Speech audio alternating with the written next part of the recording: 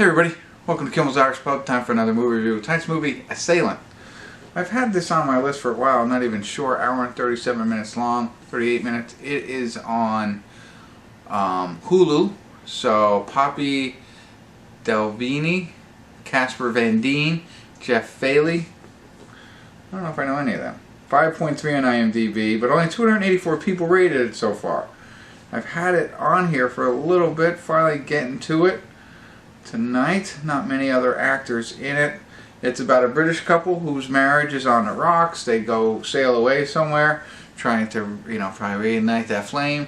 Something happens in a bar, they get in a fight, and, something happens after that. So some guy gets in a fight with a drifter, and then I assume their lives are threatened. Again, not sure why this is on my list, but it is. So maybe you're interested in finding out more about it. So let me watch. Let me find out what the plot is, and then let you know at least what I think. So stick around. I'll be back.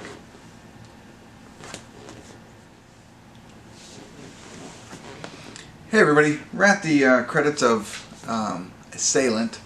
It's not The Assailant, right? It's just Assailant, I think. Anyway, and no check-ins tonight. It wasn't needed. There was only one person who I recognized in the film, Jeff Fahey. If you look him up, maybe his IMDb doesn't look like but as soon as I saw him, I was like, I know this guy, and I was like, what do I know him from? Guess what? He was in Lost. That's interesting because this movie is a little bit like that. Just not. I mean, they're on an island at some point.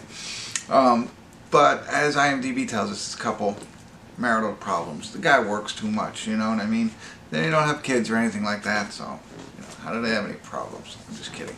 But they decide that they're going to take a trip, and they're going to go back to where they vacationed before, potentially honeymoon, maybe proposal place kind of thing, right? And so they go. Really interesting vacation, and I thought this was fun to share. So they go, they fly there, and then they get on a yacht, a decent-sized yacht, bedroom, all that kind of stuff. That's where Jeff Fahey's their captain, and essentially he drives them around, to the island. This is in the Caribbean. And then takes them to other islands so they can go hiking. So, and that's where they stay. They don't get a hotel. They stay on the yacht. But they have to take the little boat from the deep water into the shallow water. I thought that was kind of interesting. That's what they decided to do. Instead of getting a hotel. But anyway, so their first night there, they bump into Michael. And there's a little bit of a backstory with Michael in the beginning. And I just realized that now. I totally forgot about it the whole time. But essentially, they have a little tiff. First, it starts off as friends, and it has a little tiff. And Michael has a little bit of a temper and superhuman strength. I mean, I say that, tongue-in-cheek, I guess. I don't know. But he is a really good fighter and can, he seems like some kind of soldier or something like that. He does have like a chop that really impacts people, but he seems incredibly strong as well. It's not like a supernatural movie or anything like that. I'm just saying he seems oddly strong and confident and tough, and that's displayed coming into this. And so anyway, they have a tiff, and because of this tiff, he wants them to. He gives everybody 3 chances to right their wrong, essentially. But he basically now starts coming after them more and more. Things didn't work out. Like I said, they're friends, now they're not. And so he wants to, punish them for whatever happened. And so they think he's gone. He's not. They go to another island to go hiking. He shows up there, that kind of stuff. And that island, I mentioned that is because, they're roaming around an island, in an uninhabited island, like Lost, and Jeff Fahey drove them there. So that was the correlation. That's why I brought that up.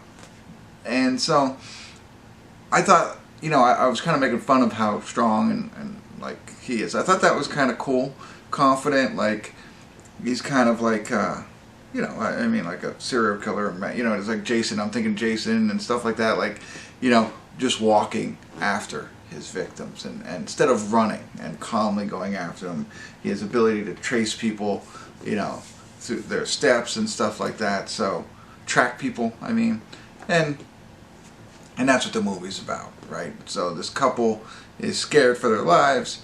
He's coming after them, and you know, does he get to them? What happens?